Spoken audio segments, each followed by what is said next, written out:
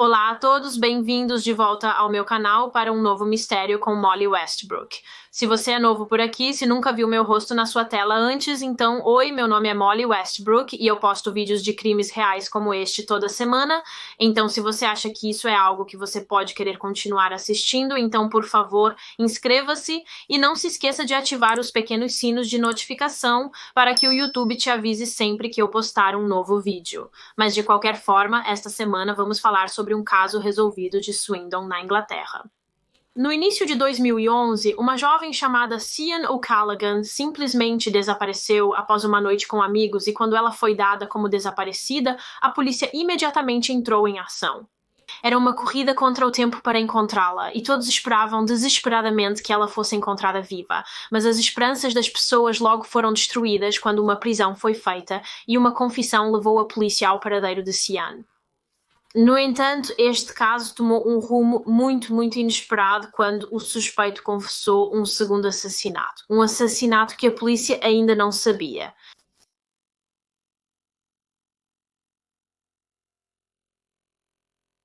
Então, para o caso de hoje, estamos voltando uma década para o ano de 2011 em Swindon, que é uma grande cidade localizada em Wiltshire, no sudoeste da Inglaterra, e esta é Sian O'Callaghan. Ela era uma mulher de 22 anos, nascida para os pais Mickey e Elaine no 3º de junho de 1988. Sian era uma de 4 irmãos, ela era a segunda filha mais velha e seus outros irmãos se chamavam Liam, Laura e Aidan.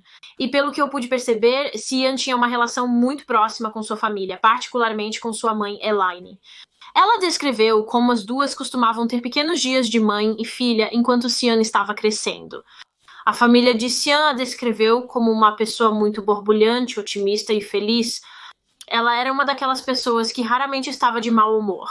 Ela sempre foi uma personagem positiva e vibrante, ela também era uma pessoa muito simpática. Ao conhecer a Sian, você gostava dela instantaneamente e queria estar por perto. Ela tinha muitos amigos, era muito carinhosa e considerada popular e, na época em que este caso aconteceu, ela também tinha um namorado com quem morava e o nome dele era Kevin. Sian trabalhava como assistente pessoal em um escritório que, pelo que todos dizem, ela realmente gostava e Sian simplesmente tinha uma boa vida. Ela tinha uma boa família, tinha bons amigos, tinha um relacionamento amoroso e estável com o namorado, estava feliz em sua carreira. Ela honestamente tinha tanto a seu favor e tanto pelo que esperar na vida, o que é por isso que foi um choque para todos quando ela simplesmente desapareceu de repente uma noite em março de 2011. O dia em que Sian O'Callaghan desapareceu foi no sábado, 19 de março de 2011, e na noite anterior a isso, portanto, 18 de março, Sian decidiu ir a uma noite de garotas com algumas de suas amigas, e elas foram para uma boate chamada Suju, na Old Town de Swindon, que era um clube que Sian frequentava com frequência com suas amigas, porque não era muito longe de onde ela morava com o namorado. Distava cerca de meio quilômetro.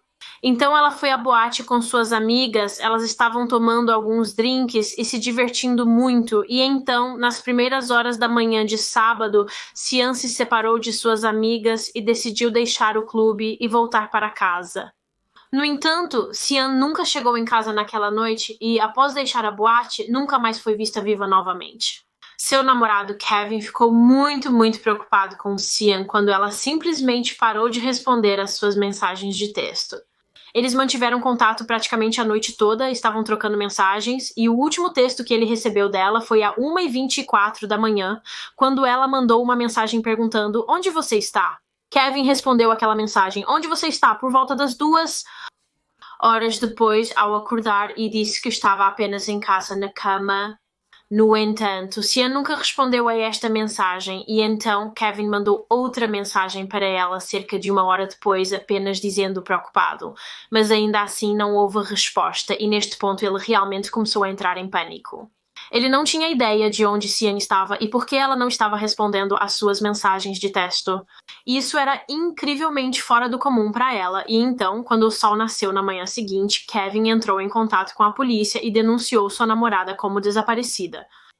A polícia de Wiltshire iniciou prontamente uma investigação de pessoas desaparecidas. E uma das primeiras coisas que eles realmente fizeram foi verificar nos hospitais locais para ver se Sian estava lá. Ela talvez tivesse se acidentado na noite anterior e estivesse sendo tratada em algum lugar. Mas, como se viu, esse não era o caso. Nenhum hospital tinha registro de sua presença lá. Eles também contataram amigos e familiares de Sian para saber se tinham notícias ou sabiam onde ela estava. Eles não sabiam. E eles começaram a procurar ao longo do caminho que Sian teria feito para chegar em casa naquela noite para ver se poderiam encontrar algo, qualquer vestígio dela, mas não encontraram nada. Não havia sinal da jovem de 22 anos. E logo ficou claro que isso era muito, muito sério por causa de como isso era atípico para Sian. Ela não era o tipo de pessoa que iria a algum lugar sem avisar ninguém sobre seu destino. Ela nunca tinha feito algo assim antes, então a polícia estava muito preocupada desde o início de que houve um crime envolvido em seu desaparecimento. E então, devido à seriedade e ao alto perfil desta investigação, o caso de Sian foi rapidamente entregue ao superintendente detetive Stephen Faucher, um dos principais detetives de Wiltshire que já trabalhou em muitas investigações de crimes importantes no passado.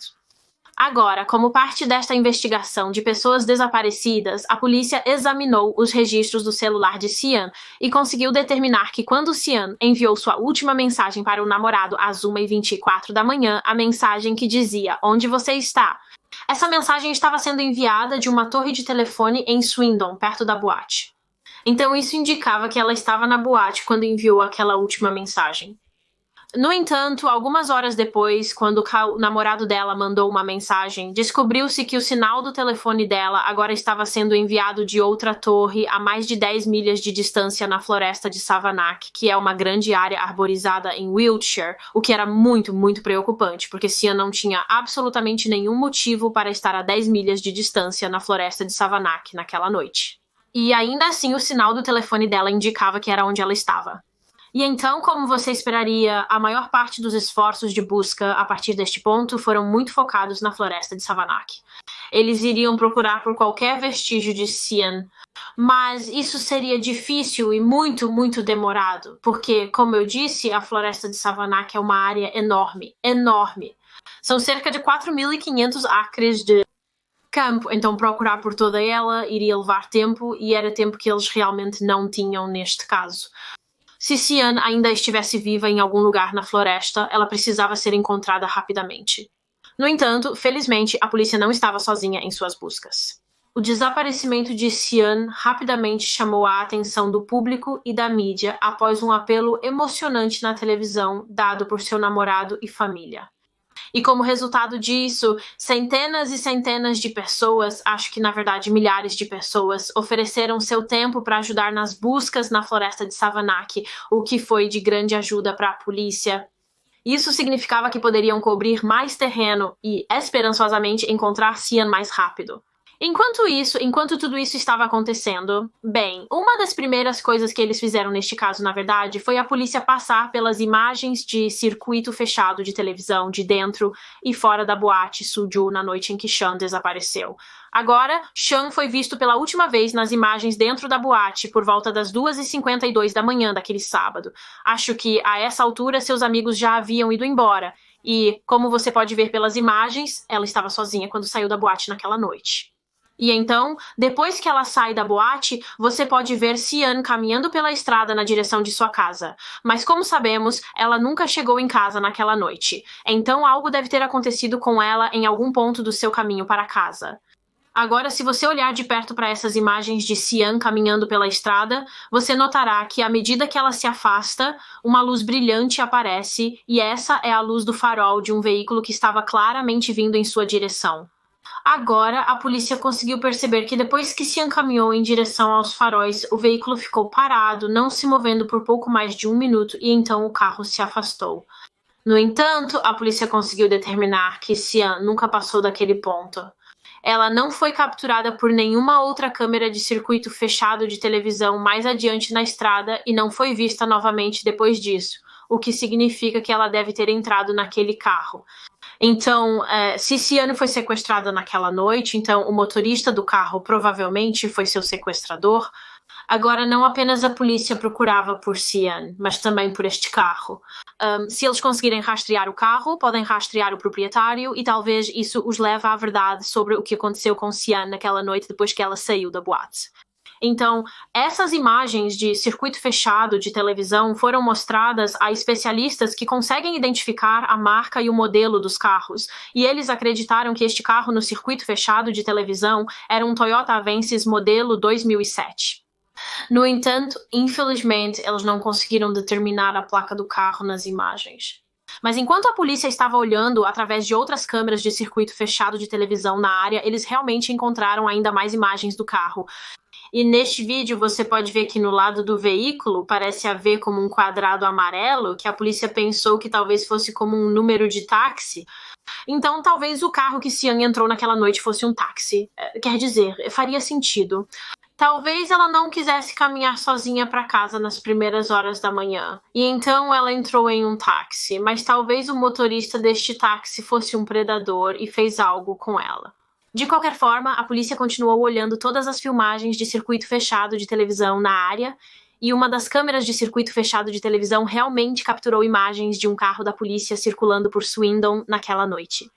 Agora, todos os carros da polícia têm câmeras no painel e então a polícia decidiu rastrear este exato carro da polícia que foi visto nas filmagens circulando e eles iriam dar uma olhada nas filmagens da câmera do painel deste carro para ver se talvez este carro da polícia passou pelo carro que Sean entrou naquela noite em algum momento e passou apenas alguns minutos antes de Sean desaparecer. A câmera do carro da polícia capturou um carro Toyota Avensis de 2007 passando e felizmente através desta filmagem eles conseguiram identificar a placa do carro. Então, agora usando a placa do carro, eles poderiam rastrear o proprietário do carro e quando o fizeram, descobriram que o proprietário registrado era um homem chamado Christopher Halliwell. Ele era um homem de 47 anos de Swindon e morava lá com sua parceira e filhos. Ele era pai de 3 filhos. Ele trabalhava como taxista local e era bastante conhecido na área como um dos taxistas locais e as pessoas confiavam nele para buscá-las e deixá-las em segurança. Então ele não era alguém que estava realmente no radar da polícia. Ele não era um suspeito óbvio nesta investigação de pessoas desaparecidas, mas acredita-se que foi no carro dele que Sean entrou naquela noite e por isso ele era uma pessoa de interesse imediato e eles tiveram que investigá-lo. No entanto, em vez de interrogá-lo ou prendê-lo, os detetives decidiram que eles iriam apenas observá-lo por um tempo, porque se ele tivesse sequestrado Cian e ela ainda estivesse viva em algum lugar, então ele poderia ir até onde estava mantendo-a cativa. Ele poderia levá-los até ela. Então eles o colocaram sob vigilância 24 horas por dia e também investigaram o que ele estava realmente fazendo na noite do desaparecimento de Cian. Agora, Halliwell trabalhava para uma empresa de táxi. Então, a polícia obteve os registros da empresa de táxi daquela noite e descobriu que Halliwell estava trabalhando naquela noite. Ele estava fazendo corridas de táxi. No entanto, ele informou à empresa que estava encerrando o expediente por volta da 1h30 da manhã daquela noite. Ele não iria pegar mais clientes depois da 1h30 da manhã. Esse seria o fim do turno dele e então ele iria para casa porque estava cansado. Mas claramente esse não foi o caso. Ele havia mentido porque seu carro foi visto no circuito fechado de televisão pouco antes das 3 da manhã, circulando pela cidade, e acredita-se que Cian entrou em seu carro depois que ela saiu da boate, e ela saiu por volta das 2h50 da manhã. Então isso só o fez parecer mais suspeito. Ele disse ao seu trabalho que iria terminar à 1h30 da manhã e, no entanto, quase 1h30 depois, parece que ele ainda está dirigindo em seu táxi procurando pessoas para pegar. Ele estava circulando pela cidade procurando uma jovem para sequestrar e Cian apenas aconteceu.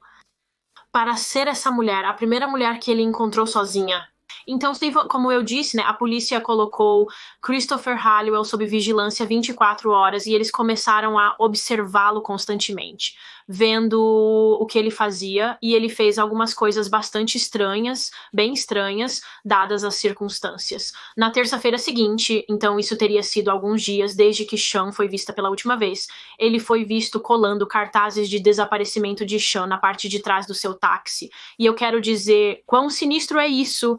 Se ele teve algo a ver com o que aconteceu com Sian, é simplesmente arrepiante que ele colocaria o cartaz de desaparecimento dela em seu carro. Mas não só isso, ele também foi visto limpando a parte de trás do seu carro, especificamente atrás do banco do passageiro do seu carro, e ele estava limpando com algum tipo de líquido azul, e então ele foi visto colocando alguns itens em lixeiras em diferentes pontos ao redor da área de Swindon. E eu não sei quais eram esses itens, não sei se eles foram recuperados pela polícia. E além disso, ele também foi visto queimando algumas capas de assento de carro no meio da noite. Não tenho certeza por que ele teria que queimar capas de assento de carro em primeiro lugar, muito menos no meio da noite, a menos que ele estivesse tentando esconder algo e destruir algum tipo de evidência que estava presente nelas. Tudo isso foi apenas incrivelmente suspeito. Então, a polícia estava certa neste ponto que Christopher Halliwell deve ter se envolvido no desaparecimento de Sian, mas eles ainda não queriam prendê-lo ainda, porque ainda não haviam encontrado Sian, e ainda esperavam que ele os levasse até ela enquanto o observavam sob vigilância. Mas até quarta-feira ainda não havia nada, nenhum sinal de Sian, e então o detetive Stephen Fulcher, o detetive que estava liderando essa investigação, ele elaborou um plano. Ele basicamente tinha uma intuição de que, se Sian não estivesse mais viva, se Halliwell a tivesse matado e despejado seu corpo em algum lugar, ele tinha a sensação de que ele poderia tê-la deixado perto de um lugar chamado Castelo Barbury, em Wiltshire, que não fica muito longe da floresta Savannah, de onde o sinal do telefone dela havia sido emitido.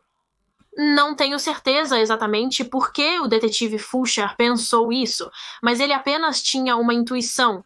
Ele tinha um pressentimento, e então seu plano era quase prender Halliwell vazando alguns detalhes sobre as buscas policiais para a mídia. Ele basicamente disse à mídia que eles haviam restringido as buscas por Sian a algumas áreas específicas, acredito que uma delas era o Castelo Barbury. O detetive Fulcher pensou que, se ele divulgasse essa informação para a mídia, Halliwell poderia ouvi-la na televisão ou no rádio ou algo assim, e se Sian fosse descartada ou enterrada em uma dessas áreas específicas, isso poderia levar Halliwell a retornar a ela e tentar mover o corpo dela para outro lugar. Como Halliwell estava sob vigilância constante, a polícia o pegaria imediatamente fazendo isso. Eles o pegariam no ato. Então eles começaram a fazer isso vazando os detalhes para a mídia. No entanto, na quinta-feira, 24 de março, cerca de 5 dias após a última vez que Sian foi vista, a investigação sobre Christopher Halliwell tomou um rumo. Naquela manhã de quinta-feira, Halliwell foi visto pela equipe de vigilância saindo de sua casa, entrando em seu carro e indo embora. E então eles o seguiram, obviamente, e ele foi, acho, a uma farmácia e a um supermercado onde comprou bastante paracetamol suficiente para uma overdose. Parecia que ele estava tentando se matar, talvez os detalhes vazados para a mídia realmente o assustaram. Ele percebeu que a polícia estava cada vez mais perto de encontrar Sean e descobrir a verdade. E ele entrou em pânico e decidiu tirar a própria vida para que não tivesse que enfrentar as consequências do que havia feito. E então, nesse ponto, a polícia teve que parar de apenas observá-lo. Eles tiveram que intervir e prendê-lo. Eles não podiam arriscar que ele se matasse, porque se ele fizesse isso, eles poderiam nunca encontrar Sian, e então ele foi preso ali mesmo, em um estacionamento de supermercado em Swindon. Normalmente, quando alguém é preso, é levado diretamente para a delegacia para uma entrevista. No entanto, Halliwell foi preso sob suspeita de sequestro, o sequestro de Sian O'Callaghan, e isso significava que a polícia tinha permissão para conduzir o que é chamado de entrevista urgente, no banco de trás do carro da polícia, porque este caso era muito urgente. Sean ainda poderia estar viva em algum lugar e, se estivesse, eles precisavam encontrá-la urgentemente. Então começaram a entrevistar Halliwell no banco de trás do carro da polícia. Eles faziam perguntas como: Sean ainda está viva? Você pode nos dizer onde ela está? Mas ele se manteve muito quieto e apenas respondia com 100 comentários para todas as perguntas. Agora, neste ponto da investigação, o chefe da investigação, o detetive Stephen Fulcher, na verdade não estava com Halliwell. Ele estava localizado em uma delegacia e Halliwell foi preso no estacionamento e entrevistado por outros policiais. Mas Steve Fulcher decidiu prolongar a entrevista urgente porque queria entrevistar Halliwell ele mesmo antes de levá-lo à delegacia. E então ele disse aos oficiais que haviam detido Halliwell para dirigirem até o Castelo Barbary, o lugar onde o detetive Vulture tinha a sensação de que Cian estava e ele iria encontrá-los lá. Então eles se encontraram lá no Castelo Barbary por volta das 12 horas daquele dia, cerca de 2 horas após a prisão, e Steve se apresentou a Christopher Halliwell, e ele tinha outra oficial chamada Deborah Peach, basicamente apenas para registrar toda a entrevista. Ela iria anotar tudo. Ele e Halliwell disseram, então Steve começou a conversar com Halliwell. Ele fez novamente perguntas semelhantes às que os outros oficiais haviam feito, como se Sean ainda está vivo, você vai me dizer onde ela está. Mas mais uma vez, Halliwell realmente não dizia nada, ele estava mantendo-se muito reservado e ainda respondendo sem comentários. E então Steve basicamente disse a Halliwell, olha, você tem 2 opções aqui. Ou você continua fazendo o que está fazendo, não diz nada, nega qualquer envolvimento no desaparecimento de Cian e nós te levamos para a delegacia de qualquer maneira e te acusamos e você será vilipendiado na mídia e na imprensa porque todos sabem que você fez isso. Ou você faz a coisa certa. Você nos conta a verdade sobre o que aconteceu com Cian e nos ajuda com nossa investigação e pelo menos então todos saberão que no final você fez a coisa moralmente correta e muito, muito surpreendentemente Halliwell escolheu a segunda opção e disse a Steve Fulcher, citando, você tem um carro? Vamos. Ele iria levá-los até Cian. Halliwell disse à polícia para dirigir até um lugar chamado Uffington, em Oxfordshire, que fica a cerca de meia hora de distância de Swindon, e cerca de 15 milhas ao norte do castelo de Barbary. Uma vez lá, eles dirigiram por uma estrada de campo remota que tinha um aterro profundo ao lado, no lado esquerdo, e Halliwell disse que foi lá onde ele rolou o corpo de Cian pelo aterro até uma vala. Então, equipes da polícia foram chamadas para procurar Cian na área e não demorou muito para encontrá-la. Naquela mesma tarde, seu corpo sem vida foi descoberto em uma vala e a notícia devastadora foi dada à sua família. No entanto, descobriu-se que aquele não era o local onde Cian foi morta. Halliwell contou à polícia que naquela noite, a noite em que Cian desapareceu, ele a pegou em um táxi e a levou para a floresta Savanac, que, se você se lembra, é onde o sinal do telefone dela indicava que ela estava. E lá ele a esfaqueou com uma faca. Ela foi esfaqueada 2 vezes no pescoço e também na cabeça. E enquanto ela agonizava, ele a estrangulou para acabar com ela. Agora, eu só quero dizer rapidamente que eu não sei se Cian foi sexualmente agredida naquela noite, porque algumas fontes disseram que ela não foi, enquanto outras disseram que ela foi, embora eu acredite que ela estava parcialmente vestida quando foi encontrada. Então, você sabe, podemos provavelmente assumir que ela foi agredida de alguma forma e ele realmente deixou o corpo dela lá na floresta Savanac, onde ele a matou. Ele escondeu lá, mas depois voltou quando percebeu que a floresta estava sendo vasculhada pela polícia e pelos voluntários. Ele voltou muito tarde em uma segunda-feira à noite, logo após o desaparecimento dela, antes de ser colocado sob vigilância 24 horas por dia. Ele voltou para a floresta, pegou o corpo de Cian e o moveu para o fosso em Uffington. Então, agora que eles sabiam finalmente onde Sean estava, o detetive Stephen Fulcher estava se preparando para levar Halliwell para uma delegacia. No entanto, foi neste ponto que Halliwell disse que queria ter uma conversa com Steve. Era quase como se ele quisesse desabafar algo. E então eles saíram do carro e ficaram do lado de fora respirando o ar fresco, e estava claro que Halliwell estava bastante chateado. Ele continuava dizendo coisas como, o que há de errado comigo, Steve? Obviamente tem algo errado. Estou doente, preciso de ajuda. Não posso ser normal se fiz algo assim. E então Halliwell disse algo que foi um choque completo e total para o detetive Stephen Fulcher. Algo que mudaria completamente o curso desta investigação. Ele disse a Steve Fulcher, cito, você quer mais um? Mais um significando outro corpo. Ao dizer, você quer mais um? Halliwell estava concordando em levar a polícia até outra pessoa que ele havia matado, o que, como eu disse, foi um choque tão grande para o detetive Stephen Fulcher. Ele pensou que estavam lidando apenas com um assassinato, mas agora Halliwell havia dito que ele havia matado antes. Charney Callaghan não foi sua primeira vítima. Algumas fontes online realmente dizem que Halliwell só concordou em levar Steve Fulcher ao local de um segundo corpo se eles lhe dessem um cigarro, o que é simplesmente arrepiante. O fato de que o corpo de alguém que ele matou vale quase tanto quanto apenas um cigarro para ele. Mas vou apenas pausar o caso real aqui por um segundo e contar um pouco mais sobre o passado e a criação de Christopher Halliwell e sua vida até este ponto. Desculpe se parece um pouco repentino colocar essa parte aqui, eu realmente não consegui encontrar uma maneira natural de inseri-la neste vídeo, mas eu não queria simplesmente deixá-la de fora, porque ao falar sobre esses casos, acho muito importante e interessante olhar para o passado de um assassino para ver o que aconteceu e ver se podemos identificar o que os influenciou a cometer crimes tão horríveis.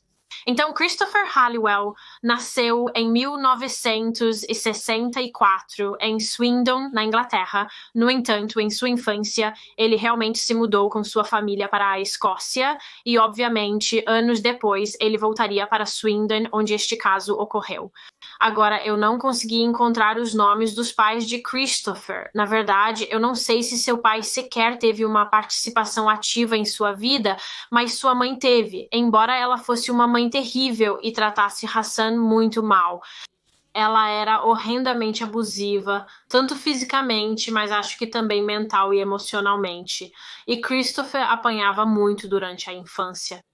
Ela batia nele com um chicote e pressionava um ferro quente em sua mão e o tempo todo enquanto fazia isso, enquanto infligia essa dor em seu filho. Ela apenas olhava para ele e sorria. Christopher crescia em meio a todo esse abuso e então imagino que em sua mente ele achou normal esse nível de violência, pois não conhecia nada diferente. Ele disse mais tarde que o abuso de sua mãe teve um impacto duradouro em sua vida, como tenho certeza que teria em qualquer criança, e foi teorizado que ele via todas as mulheres quase como uma representação de sua própria mãe.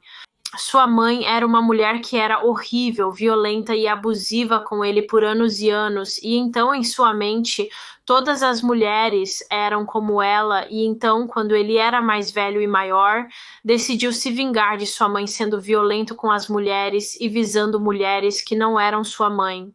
Mas voltando à sua juventude, então, em seus anos de infância, uma das coisas que Halliwell gostava de fazer era realmente torturar animais, o que tenho certeza que não é surpresa para você. Isso é algo que vemos muito nos antecedentes de assassinos e serial killers. Antes de começarem a torturar e matar humanos, eles fazem isso com animais e tiram prazer disso. Em particular, Christopher Halliwell tinha prazer em matar insetos e ele dedicava seu tempo a isso. Ele arrancava cada pena de um inseto uma por uma e arrancava as asas das borboletas e adorava isso. Quando Halliwell tinha 15 anos, sua mãe o colocou em um lar para cuidados e quando ele finalmente saiu do lar para cuidados já adulto, começou a cometer crimes e quando tinha 19 anos foi preso e condenado por cometer um roubo, por isso foi sentenciado a 4 anos de prisão. E foi durante seu tempo na prisão que ele conversava com seu companheiro de cela sobre assassinato, sobre como ele fantasiava sobre estrangular uma mulher durante o sexo e matá-la.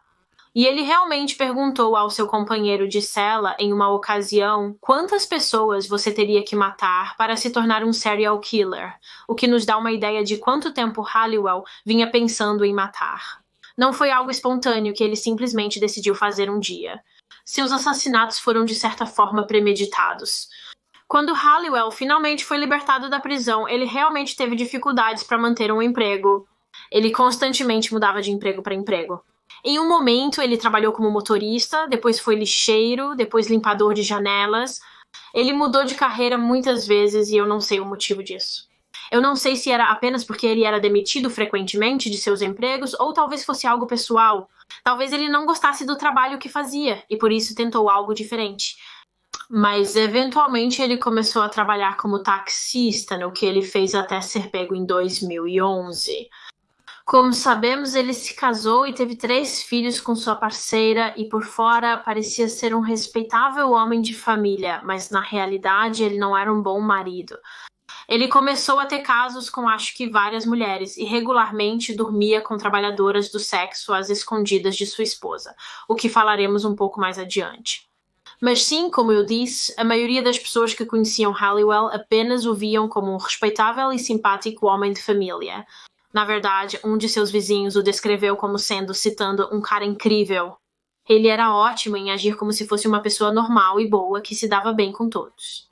Ninguém conhecia o verdadeiro Christopher Halliwell, que era um indivíduo sádico que tinha fantasias sobre assassinar mulheres. Pelo menos até ele transformar suas fantasias em realidade. Então, voltando agora para onde estávamos antes no caso.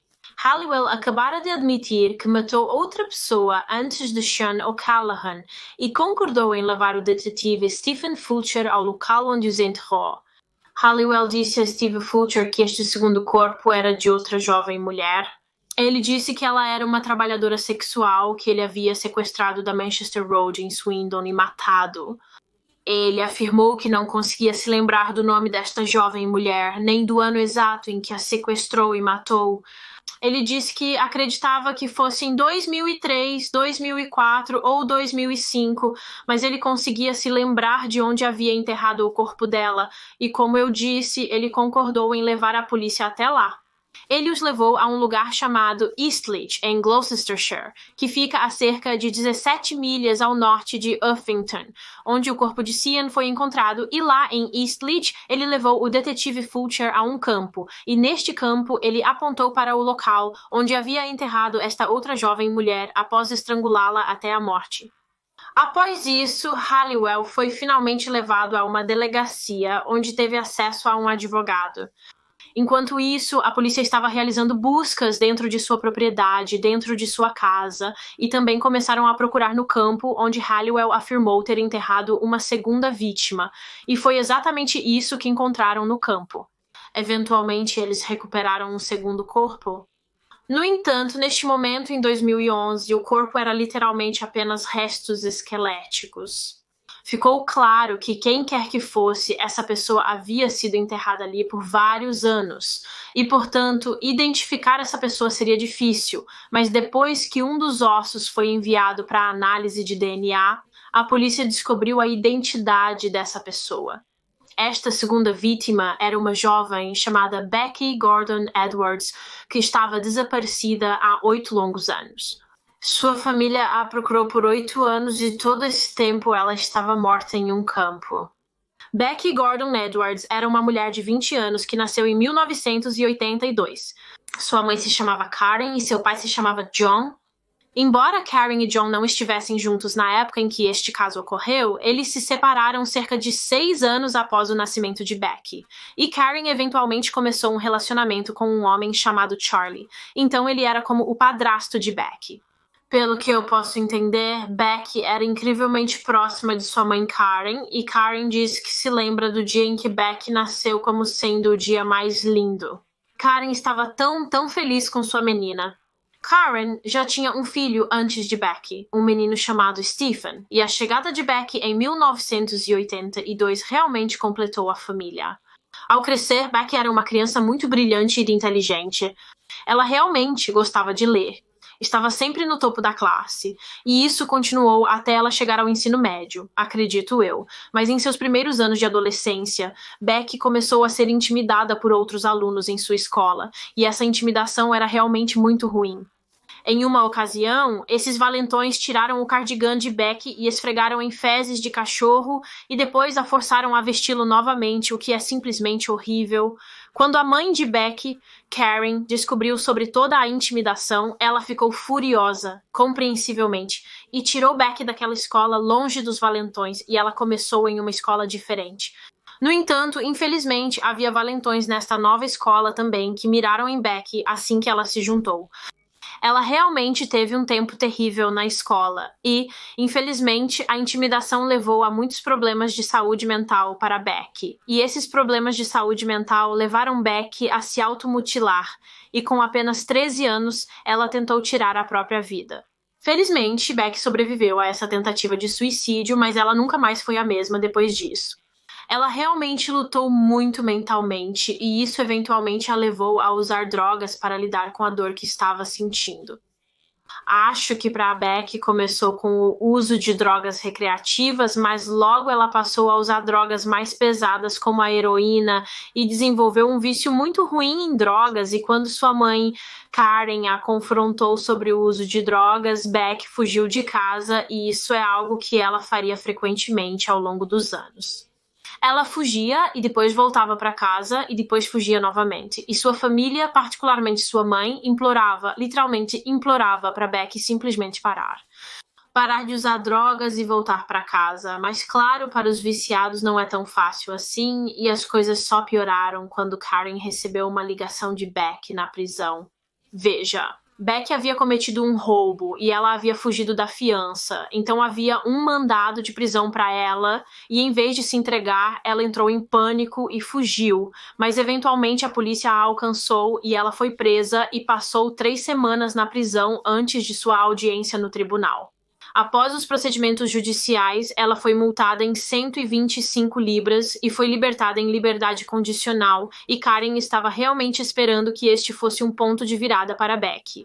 Isso faria com que ela percebesse que precisava tentar se organizar, buscar ajuda e colocar sua vida de volta nos trilhos. Mas infelizmente não foi o caso. Não demorou muito para Beck voltar às drogas e ela começou a trabalhar como profissional do sexo para financiar seu vício em drogas. Sua mãe implorou novamente para ela apenas voltar para casa e buscar ajuda. Mas Beck não fez isso e no ano de 2002 ela disse à sua mãe que não podia continuar colocando a família em toda essa situação e que voltaria para casa quando tivesse resolvido seus problemas. Sozinha quando estivesse limpa, mas essa foi a última vez que sua mãe viu sua filha novamente, em 2002. Beck nunca voltou para casa depois disso, e logo semanas se transformaram em meses e meses se transformaram em anos, e a família nunca mais ouviu falar de Beck, nem mesmo uma vez. Eles a procuraram incansavelmente por anos. Em um determinado momento, sua mãe Karen até a denunciou como desaparecida para a polícia, mas a polícia não levou muito a sério, porque isso não estava totalmente fora do caráter de Beck. Ela costumava fugir de casa com frequência e sempre acabava voltando, então a polícia apenas presumiu que isso aconteceria em algum momento, ela voltaria para casa. Mas claro, ela nunca voltou, nunca retornou para casa e não foi até 2011, 8 anos depois que ela foi vista pela última vez, que sua família descobriu o porquê. Foi porque ela foi assassinada por Christopher Halliwell. A última vez que Beck Gordon Edwards foi vista viva foi no dia 3 de janeiro de 2003 e ela estava naquela noite com amigos. Eles estavam em uma noite fora em Swindon. No entanto, nas primeiras horas da manhã, ela deixou a boate em que estava e entrou sozinha no carro de Christopher Halliwell. Ele estava apenas dirigindo pelas ruas naquela noite. Agora, apesar de Christopher Halliwell afirmar que não conseguia se lembrar do nome de Beck quando levou Stephen Fulcher ao local do corpo dela, na verdade, ele não era um estranho para Beck, então ele provavelmente mentiu sobre isso. Como mencionei anteriormente, Beck trabalhava como profissional do sexo para financiar seu vício em drogas e, embora Christopher Halliwell fosse casado e tivesse filhos, ele era, na verdade, um dos clientes regulares de Beck. Na verdade, Halliwell vinha dormindo com profissionais do sexo há anos, acredito, e ele tinha uma má reputação entre as profissionais do sexo em Swindon, porque ele era muito violento com elas durante o sexo. Ele as tratava terrivelmente. E, obviamente, uma das profissionais do sexo com quem ele costumava dormir era Beck Gordon Edwards. Então, eles se conheciam bem. No entanto, foi sugerido que Beck não era apenas mais uma profissional do sexo para Halliwell. Ele realmente tinha uma espécie de obsessão por ela. Aparentemente, ele estava realmente apaixonado por ela. Ele tinha uma grande paixão por Beck e queria estar com ela. E como eu disse, na noite de 3 de janeiro de 2003, Beck foi buscada por Christopher Halliwell. Agora, uma amiga de Beck a viu discutindo com um motorista de táxi naquela noite e ela saiu do carro dele e se afastou. Então Beck e Halliwell claramente tinham algum tipo de desavença. Mas então ela foi vista eventualmente voltando para o carro dele e os dois foram embora e essa foi a última vez que Beck foi vista viva. Não podemos ter 100% de certeza sobre o que exatamente aconteceu naquela noite, não sabemos se a discussão deles continuou no carro e então Halliwell a matou de raiva, ou se talvez ele a matou durante o sexo, porque ele podia ficar muito violento e agressivo durante o ato sexual, ou talvez ele a matou de raiva porque ela o rejeitou. Sabemos que Halliwell tinha uma obsessão por Beck, então talvez ele tenha dito a ela que queria mais, queria um relacionamento, e quando ela disse a ele que não estava interessada, ele perdeu a cabeça e a matou. Não sabemos as circunstâncias que cercam a morte dela. Tudo o que sabemos com certeza é que em algum momento naquela noite, Halliwell estrangulou Beck até a morte e então ele enterrou o corpo dela em uma cova em Eastleigh e ela permaneceu lá naquela cova no campo por mais de 8 anos até março de 2011, quando seu corpo foi finalmente recuperado depois que Halliwell levou o detetive Stephen Fulcher ao local de seu sepultamento.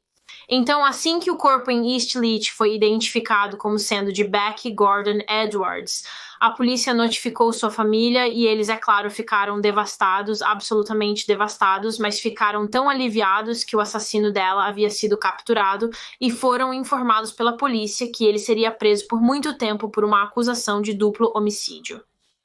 No entanto, parece que não seria tão simples assim. Quando Christopher Halliwell foi levado de volta à delegacia depois de levar a polícia aos locais dos corpos das meninas, foi-lhe fornecido um advogado.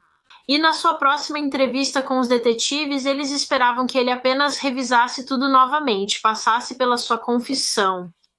Mas, sob o conselho do seu advogado, ele escolheu não fazer isso. Em vez disso, respondeu sem comentários a todas as perguntas que lhe foram feitas. Ele escolheu ficar em silêncio agora, o que foi um grande contraste com antes. Antes ele contou ao detetive Stephen Fulcher tudo, até mesmo contando sobre um assassinato que ninguém sabia. E sim, agora ele não estava dizendo nada. Ele se recusou a dar uma confissão formal, mas independentemente disso, no dia 27 de março de 2011, Halliwell foi acusado do assassinato de Sian O'Callaghan. E mais tarde, em abril, quando Beck foi identificada, ele também foi acusado do assassinato dela. Então ele estava prestes a ser julgado por ambos os assassinatos. No entanto, quando o processo judicial começou, a equipe de defesa de Halliwell realmente protestou que seu julgamento nem deveria estar acontecendo por causa do detetive Stephen Fulcher e como ele havia quebrado a lei Police and Criminal Evidence Act. Police and Criminal Evidence Act é a sigla para a Lei de Polícia e Evidência Criminal de 1984. Alguns de vocês podem ter notado isso mais cedo no vídeo, mas em março de 2011... quando Halliwell foi preso sob suspeita de sequestro de Sian, o detetive Stephen Fulcher realmente quebrou muitas regras. Existem regras estritas quando se trata de como a polícia lida com suspeitos após serem presos, e essas regras estão descritas na Lei Police and Criminal Evidence Act. Vou deixar um link para mais informações sobre as leis Police and Criminal Evidence Act na descrição, porque se eu passasse por todas elas agora, literalmente estaríamos aqui por horas. Mas, para resumir, as leis Police and Criminal Evidence Act existem para prevenir que a polícia maltrate e manipule indevidamente as pessoas que elas prendem. É para impedi-los de... Como forçar uma confissão de alguém e colocar palavras em suas bocas? Quando alguém é preso no Reino Unido, a polícia é obrigada a ler seus direitos, como o direito de permanecer em silêncio e coisas assim.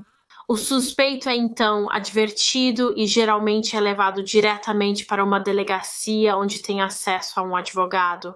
Esse é o direito deles. No entanto, neste caso, como falamos anteriormente, a polícia teve permissão para conduzir uma entrevista urgente com Halliwell no banco de trás do carro da polícia, porque havia uma fratura imediata viva. Eles não sabiam se Sian estava morta ou viva neste ponto, e se ela estivesse viva em algum lugar, eles precisavam saber urgentemente onde ela estava para que pudessem salvá-la. Eles perguntaram a Halliwell se Sian ainda estava viva e se ele poderia dizer onde ela estava. Mas Halliwell apenas respondeu sem comentários e pediu para ser levado a uma delegacia onde pudesse falar com um advogado, como é seu direito. Então, nesse ponto, de acordo com a Lei de Evidências Criminais e Policiais, isso é o que a polícia deveria ter feito. Eles deveriam tê-lo levado para uma delegacia, mas como sabemos, isso não foi o que aconteceu. O detetive Stephen Fulcher disse aos policiais que prenderam Halliwell para dirigirem até o castelo de Barbary, onde ele os encontraria lá, porque ele queria falar com Halliwell pessoalmente. Mas mesmo quando chegaram, Halliwell se recusou a cooperar. Ele ainda disse, sem comentários, e na verdade pediu várias vezes para ser levado à delegacia para que pudesse falar com um advogado, mas Steve Fulcher não o levou para a delegacia. Ele apenas continuou pedindo a Halliwell para dizer onde Sian estava, e chegou ao ponto em que ele estava praticamente implorando a Halliwell, suplicando para que ele fizesse a coisa certa, e finalmente Halliwell fez e levou-os ao corpo de Sian, e depois disso ele concordou em levar Steve Fulcher ao local de sepultamento de uma segunda mulher que ele havia assassinado anos antes, que mais tarde seria identificada como Becky Gordon Edwards. Agora, novamente, de acordo com as leis Passer, nesse ponto, Stephen Fulcher deveria ter lido os direitos de Halliwell e levado-o de volta à delegacia, mas ele não fez isso e concordou em ir com Halliwell ao local de sepultamento da segunda vítima. Christopher Halliwell estava com o detetive Stephen Fulcher naquele dia por, acredito, cerca de 5 ou 6 horas, e nesse período houve vários momentos em que Stephen Fulcher deveria ter seguido as regras e levado-o à delegacia e providenciado um advogado para ele. O detetive Fulcher quebrou a lei várias vezes naquele dia. E enquanto muitas pessoas, incluindo eu mesma, podem entender por que ele fez isso, o que ele fez foi porque ele queria trazer Sian para casa, ele queria salvá-la. Se ela ainda estivesse viva em algum lugar, ele não queria perder tempo. Ele não queria arriscar levar Halliwell de volta à estação, onde um advogado diria para ele ficar quieto, porque então eles talvez nunca encontrassem Sian. Ele não queria arriscar isso porque fez uma promessa à família de Sian de que a traria para casa. Ele estava priorizando a vida de Sian sobre algumas regras que ele deveria seguir. Então, como eu disse, né, enquanto muitas pessoas, a maioria das pessoas, na verdade, entendiam por que ele fez o que fez naquele dia, o fato ainda permanece que ele quebrou as leis do Police and Criminal Evidence Act. E então, quando chegou a hora de seu julgamento pelo assassinato de Sian O'Callaghan, sua defesa trouxe tudo isso à tona, e eles disseram que o julgamento nem deveria prosseguir por causa das ações de Stephen Fulcher. A defesa basicamente sugeriu que Stephen Fulcher havia forçado ou pressionado Halliwell a fazer uma confissão, pois ele disse que se ele não assumisse e fizesse a coisa certa, seria vilipendiado na imprensa. Acredito que a defesa realmente distorceu o que Stephen disse e eles alegaram que ele disse a Halliwell que se ele não confessasse, ele mesmo iria pessoalmente à imprensa e o vilipendiaria, mas isso não é o que Stephen quis dizer de forma alguma quando ele disse isso. De qualquer forma, a defesa argumentou que o julgamento não deveria prosseguir ainda, e também argumentou que qualquer evidência obtida por Stephen Fulcher neste caso, durante o julgamento deveria ser inadmissível mostrar certas coisas ao júri. Então, basicamente, essa foi toda a confissão de Halliwell. Como mencionei anteriormente no caso, quando Fulcher falou com Halliwell naquele dia, quando ele o convenceu a levá-los até Sian, todo o tempo a conversa deles estava sendo gravada por outra oficial, Deborah Peach. Bem, não gravado como em fita, ela estava apenas anotando tudo o que eles diziam para que pudesse ser usado mais tarde como evidência. Mas nunca seria usado como evidência porque Stephen Fulcher quebrou as regras. O juiz concordou com a defesa e decidiu que a confissão de Halliwell não poderia ser usada como evidência durante seu julgamento. Agora, felizmente, quando se tratou do caso de Sian, a polícia não precisava necessariamente dessa confissão, porque eles obtiveram evidências forenses que ligavam Halliwell ao seu assassinato. Eles encontraram vestígios do sangue de Sian em seu táxi, e além disso, o DNA dele foi encontrado no corpo dela. Então isso era uma evidência concreta de que ele era o assassino dela. E além disso, eles também tinham as imagens de circuito fechado de televisão do táxi dele na noite do desaparecimento de Sian. Então ele poderia ser julgado pelo assassinato dela, havia evidências suficientes para processá-lo, mas infelizmente o mesmo não podia ser dito sobre Becky Gordon Edwards. A única evidência que eles tinham ligando Halliwell ao assassinato dela era aquela confissão que ele deu, na qual ele levou Stephen Fulcher ao local do corpo dela. E como sabemos, o juiz decidiu que a confissão não poderia ser usada durante o julgamento. Mas era tudo o que eles tinham. Quando o corpo de Becky foi encontrado, eram apenas restos esqueléticos. Então não havia chance de obter qualquer evidência forense. E então, como a polícia não tinha evidências que o ligassem ao caso dela, as acusações contra Halliwell pelo assassinato de Becky foram retiradas. E sua família estava, claro, devastada e tão furiosa. Eles sentiram que Becky havia sido falhada pelo sistema de justiça. Eles sentiram como se Becky estivesse sendo tratada como se sua vida não valesse nada. Mas eles juraram que nunca, jamais desistiriam da luta. Sua mãe, especialmente, decidiu que nunca iria parar de tentar obter justiça para sua filha. Mas antes de falarmos mais sobre o caso de Becky, deixe-me contar o que aconteceu com o caso de Cian. Então, como eles tinham evidências, o caso de Cian pôde ir a julgamento e originalmente Halliwell se declarou inocente da acusação. No entanto, em outubro de 2012, Christopher Halliwell mudou isso para culpado. Ele confessou ter assassinado ela. Imagino que ela fez isso porque percebeu que as evidências forenses contra ele eram simplesmente muito fortes. Não havia como ele ser considerado inocente se o caso fosse a julgamento por um júri. Embora, apesar de literalmente admitir sua culpa, ele realmente tentou culpar a vítima, Cian, pelo que aconteceu. Ele alegou que Cian estava muito bêbada naquela noite e que isso a levou a ser violenta e agressiva com ele depois que ela entrou em seu táxi. Então ele estava basicamente sugerindo que ele a matou em legítima defesa. Ele estava tentando se defender dela. Mas como você provavelmente já adivinhou, ninguém acreditou nessa história. Isso simplesmente não era a Cian. Mas enfim, obviamente, porque Halliwell se declarou culpado, isso significou que no final não era necessário prosseguir com o julgamento e ele apenas precisava ser sentenciado. Pelo assassinato de Cian O'Callaghan, de 22 anos, Christopher Halliwell foi condenado à prisão perpétua com um mínimo de 25 anos.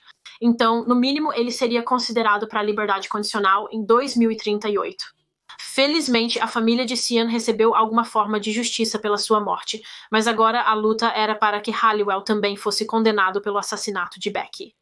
Então, como eu disse, a mãe de Becky, Karen, sabia que não iria parar por nada até conseguir justiça para sua filha. Ela criou uma petição chamada Justiça para Becky. Ela participou de conversas por todo o país. Ela realizou entrevistas em rádio e televisão, além de campanhas. Ela fez absolutamente tudo o que podia para divulgar o caso de Becky. Ela queria que a história de Becky ganhasse o máximo de publicidade possível. E felizmente, todo o seu árduo trabalho e determinação valeram a pena, porque no início de 2014, a polícia de Wiltshire decidiu reabrir o caso de Becky. E o caso foi assumido por um novo oficial, o superintendente detetive Sean Memory. Ele iria tentar encontrar novas evidências que ligassem Halliwell ao assassinato de Becky Gordon Edwards. Uma das coisas que Sean Memory decidiu fazer como parte desta nova investigação foi que ele iria revistar a casa de Christopher Halliwell, a casa onde ele costumava morar com sua família. Embora eu acredite que sua família, ou seja, sua parceira e filhos ainda moravam lá quando eles foram revistar. De qualquer forma, eles foram revistar a casa em busca de evidências. E enquanto isso, os detetives, na verdade, foram falar com Halliwell enquanto ele estava na prisão para ver se talvez depois de um par de anos ele finalmente daria uma confissão formal do assassinato de Becky que poderia ser usada como evidência. E Halliwell estava meio disposto a cooperar com a polícia. Ele tentou basicamente fazer um acordo com eles. Vou tentar incluir algumas das filmagens de sua entrevista neste vídeo, mas ele basicamente disse aos detetives: olha, vou esclarecer tudo isso para vocês. Eu vou te dar o que você quer, uma confissão, mas apenas se você prometer não voltar para me entrevistar a cada 2 anos sobre algo diferente. Eu posso resolver o assunto, mas não quero que você volte a cada 2 anos, a cada 5 anos, a cada 10 anos, seja lá o que for, como se fosse para o tribunal e eu fosse considerado culpado. É isso, eles me trancam, estou jogando fora os dentes. Me parece nesta entrevista que ele está sugerindo que matou outras pessoas, mas não quer que a polícia volte a ele pedindo mais confissões nos próximos anos. Se eu não sei, talvez outros corpos sejam encontrados. Então, ele basicamente disse a eles que eu vou te dar uma confissão, vou resolver tudo isso se você prometer que isso é o fim, se você me deixar em paz. Mas a polícia disse não, eles não podiam prometer isso, eles não podiam prometer que nunca viriam falar com ele novamente, e então ele não deu a eles uma confissão. Então agora a polícia teve que trabalhar extra para tentar encontrar algum outro tipo de evidência que o ligasse ao assassinato de Becky. E eventualmente eles conseguiram a descoberta de que precisavam. Após revistar a casa de Halliwell, eles encontraram várias ferramentas em seu galpão, uma das quais era uma pá que não havia sido examinada anteriormente. Então essa pá foi coletada e enviada para testes, e os cientistas realmente encontraram nesta pá um pequeno pedaço de solo. Quando este solo foi testado, descobriu-se que era o mesmo solo que estava no campo onde o corpo de Becky foi enterrado. Na verdade, era quase idêntico. Era um tipo de solo muito único, aparentemente, e isso o colocou no campo onde o corpo de Becky foi encontrado. Esta foi a pá que ele usou para cavar o túmulo dela. Também foi descoberto que na noite em que ele matou Becky, seu carro ficou sem gasolina e quebrou a cerca de 6 milhas de distância do campo onde ele a havia enterrado. Então ele teve que chamar por assistência na estrada. Então, novamente, isso foi uma evidência extra que o colocou perto do local do crime e, além disso, também foi descoberto por meio de registros médicos que mais tarde, naquele mesmo dia, ele foi ao seu médico porque tinha uma lesão na mão. Um de seus dedos estava realmente quebrado e o médico também notou que ele tinha vários arranhões no rosto. Agora, Halliwell disse ao médico na época que sofreu essas lesões durante uma briga que teve naquele dia com um cliente, mas quando a polícia foi e deu uma olhada em seus registros de trabalho, foi determinado que ele, na verdade, não estava trabalhando naquele dia. Então ele havia mentido, ele não tinha brigado com um cliente e é fortemente acreditado que ele sofreu essas lesões durante a luta com Becky enquanto ela lutava pela vida dela. Então, finalmente, a polícia tinha provas suficientes para acusar Halliwell pelo assassinato de Becky Godden Edwards. Embora, na verdade, tenha se revelado que, neste caso judicial, o juiz decidiu que a polícia agora estava autorizada a usar sua confissão anterior como prova durante o julgamento. A confissão que ele deu a Stephen Fulcher, porque ele já havia sido condenado por assassinato antes.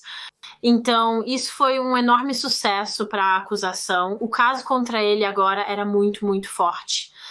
O julgamento dele começou no dia 5 de setembro de 2016 e Halliwell decidiu se declarar inocente das acusações. Agora, durante o julgamento, Halliwell, na verdade, demitiu sua equipe de defesa e decidiu que ele mesmo se representaria. Sinceramente, não sei por que alguns assassinos agem assim. Já vi isso ocorrer em alguns casos de crimes reais. Eles simplesmente decidem se defender e nunca dá certo. Muito surpreendentemente, durante o julgamento, enquanto Halliwell estava agindo em sua própria defesa, ele realmente conseguiu interrogar Stephen Fulcher, o detetive que literalmente o pegou. Ele o interrogou e, aparentemente, quando o interrogatório chegou ao fim, Halliwell disse a Stephen Fulcher, cito, "Foi um prazer arruinar sua carreira, seu bastardo corrupto." Em breve falaremos mais sobre o significado disso. No final de seu julgamento, Christopher Halliwell foi considerado culpado pelo assassinato de Becky Godden Edwards, de 20 anos, mais de 13 anos após ela ter sido morta, e ele foi condenado à prisão perpétua com uma ordem de prisão por toda a vida. Então ele nunca será libertado e morrerá na prisão, e sua resposta a isso foi risada. Ele literalmente riu dos amigos e familiares de Becky. Ele nunca demonstrou qualquer remorso ou culpa pelo que havia feito. Agora, voltando àquele comentário que Halliwell fez sobre arruinar a carreira de Stephen Fulcher, bem, foi efetivamente o que ele fez. Como falamos anteriormente, Stephen Fulcher quebrou muitas regras descritas nas leis Spacey após a prisão de Halliwell, e ele foi muito criticado por isso, e isso realmente levou a ele ser acusado de má conduta grave por violar as diretrizes da Police and Criminal Evidence Act, e quando o caso foi apresentado diante de um painel independente organizado pela polícia de Wiltshire, ele foi considerado culpado. E por isso ele apenas recebeu advertências finais, avisado para não fazer isso novamente, suponho, e ele foi autorizado a manter seu emprego na força policial.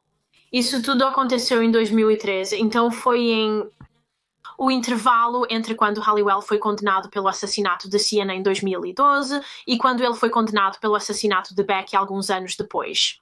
E em maio de 2014, Stephen Fulcher decidiu renunciar ao cargo de detetive da polícia de Wiltshire. Mas, apesar de tudo que aconteceu com o Stephen Fulcher após todo esse caso, quero dizer, ele realmente passou por momentos difíceis. Ele foi muito criticado, ele estava sob os holofotes da mídia, ele realmente lutou financeiramente. Sua família realmente sofreu, mas apesar de tudo isso, ele diz que ainda faria tudo de novo. Ele ainda teria tomado o mesmo curso de ação que fez da primeira vez, porque sua prioridade número 1 desde o início sempre foi Sian, para trazê-la para casa. E quem sabe, se Stephen Fulcher não tivesse feito o que fez naquele dia, talvez Becky nunca tivesse sido encontrada. Halliwell talvez nunca tivesse confessado seu assassinato e revelado a localização de seus restos mortais. Sim, Stephen Fulcher quebrou as leis de Pace, mas ao fazer isso ele trouxe 2 jovens de volta para suas famílias, e isso é a coisa mais importante na minha opinião. Stephen Fulcher, na verdade, escreveu um livro sobre todo esse caso que eu estou lendo atualmente. Ainda não terminei, estou mais ou menos na metade do caminho, talvez na metade, mas estou gostando muito até agora. Chama-se Capturando um Serial Killer. Minha caça a Christopher Halliwell, e deixarei um link para o livro dele na descrição caso algum de vocês esteja interessado em lê-lo. Há também uma série de drama da ITV sobre todo esse caso, chama-se A Confession e Martin Freeman interpreta o detetive Stephen Fulcher. Na verdade, ainda não assisti, mas planejo assistir em breve, então me digam nos comentários se algum de vocês já assistiu. Eu ficaria realmente interessada em saber se vocês acharam bom. Mas é isso, acho, para este caso. Um bem grande. Sinto que houve muitas reviravoltas nesta história. Muitos investigadores deste caso acreditam que Christopher Halliwell foi responsável por mais de 2 assassinatos. Muitas pessoas suspeitam que ele seja um assassino em série e que os corpos de suas outras vítimas nunca foram encontrados ou ele simplesmente nunca foi associado a nenhum caso não resolvido ainda. Na verdade, um caso que as pessoas suspeitam que ele possa ter sido ligado é o de Melanie Hall, e eu já cobri a história de Melanie no meu canal antes. Ela era uma mulher de 25 anos que simplesmente desapareceu de repente numa noite de junho de 1996 em Bath, em Somerset. E desapareceu após uma noite em uma boate, assim como Sean e Becky. Durante anos, o caso de Melanie foi apenas uma investigação de desaparecimento. Porém, em 2009 aproximadamente, 13 anos após seu último avistamento, seus restos mortais foram encontrados em um saco plástico próximo a uma via de acesso na junção 14 da rodovia M5, e seu assassino nunca foi encontrado. Até hoje, seu assassinato permanece sem solução. Mas, como eu disse, muitas pessoas acreditam que Halliwell foi o responsável, embora eu acredite que ele foi investigado como um suspeito em potencial pela polícia de Avon e Somerset, e acho que eles praticamente o descartaram. Mas se você quiser saber mais sobre o caso de Melanie, deixarei um link para o meu vídeo na descrição. Mas sim, acredita-se que ele tenha cometido mais assassinatos, especialmente no intervalo entre o assassinato de Becky e Sian. Quer dizer, Becky foi morta em 2003 e Sian em 2011. São 8 anos. Parece muito estranho que ele tenha passado 8 anos inteiros sem matar mais ninguém, mas se ele matou outras pessoas, talvez nunca saibamos agora, e ele provavelmente levará esse segredo para o túmulo. Enfim, é isso para este vídeo. Muito obrigada por assistir. Se você assistiu até o fim, acho que este vídeo será bem longo. Como sempre, compartilhe seus pensamentos e opiniões sobre o caso nos comentários e sugira outros casos que você gostaria que eu cobrisse no canal. Por favor, dê um like neste vídeo e se inscreva se ainda não o fez. Vejo vocês na próxima semana para outro mistério com Molly Westbrook. Tchau, pessoal!